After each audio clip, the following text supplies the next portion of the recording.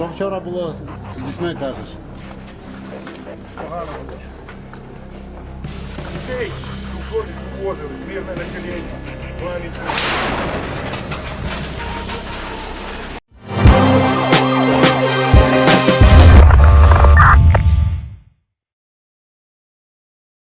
Serangan pasukan Rusia ke Ukraina masih menjadi perhatian internasional.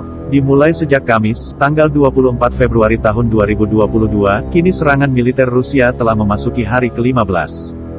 Banyak situasi terkini yang dialami dalam perang Rusia vs Ukraina. Mulai dari Rusia bom salah satu rumah sakit di Mariupol, Ukraina hingga rencana pemerintah Inggris memasok senjata.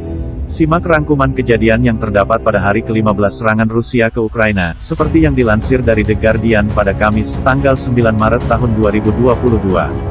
Rumah sakit anak-anak dan bangsal bersalin di kota Ukraina Selatan Mariupol dihancurkan oleh serangan udara Rusia pada Rabu sore, tanggal 9 Maret tahun 2022. Presiden Ukraina Volodymyr Zelensky mengatakan anak-anak terkubur di bawah reruntuhan dan gubernur daerah tersebut menyatakan 17 orang terluka.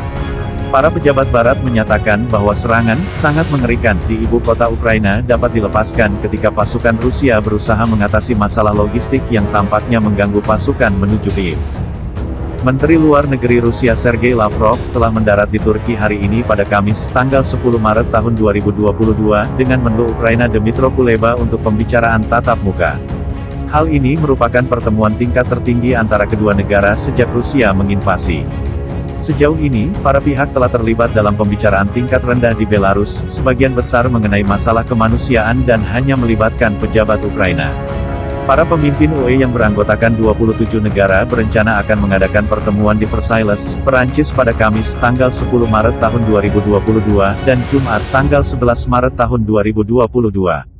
Sebuah rancangan deklarasi yang disiapkan untuk KTT, Konferensi Tingkat Tinggi, mengatakan, perang agresi Rusia merupakan pergeseran tektonik dalam sejarah Eropa. Para pemimpin diharapkan untuk membahas pengurangan ketergantungan energi blok itu pada Rusia dan permintaan Ukraina untuk bergabung dengan UE. Pemerintah Inggris menyatakan bahwa Kementerian Luar Negeri, Kemenlu, Rusia telah mengonfirmasi penggunaan sistem senjata TOS-1A di Ukraina. Kementerian Pertahanan, Kemenhan, Inggris mengatakan sistem itu menggunakan roket termobarik yang menciptakan efek pembakar dan ledakan. Menurut seorang pejabat senior pertahanan AS, Rusia telah menjatuhkan Dum Bombes dengan amunisi terarah tanpa target yang tepat di Ukraina. Para pejabat menambahkan bahwa AS mengamati peningkatan kerusakan infrastruktur sipil dan korban sipil. Menlu Ukraina Dmytro Kuleba menggambarkan kondisi kota Mariupol sebagai apokaliptik yang masih dibom oleh pasukan Rusia walaupun ada kesepakatan untuk membangun koridor evakuasi yang aman bagi warga sipil. Hal ini dikonfirmasi oleh pihak berwenang Ukraina.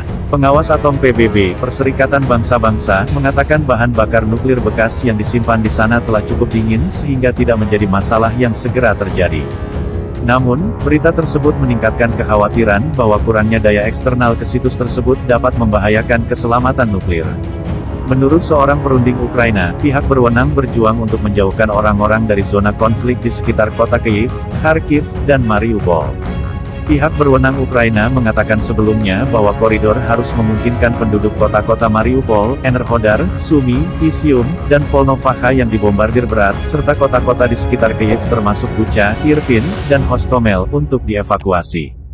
Hal ini diserukan ke pasukan Rusia untuk menghormati komitmen publik resmi buat gencatan senjata.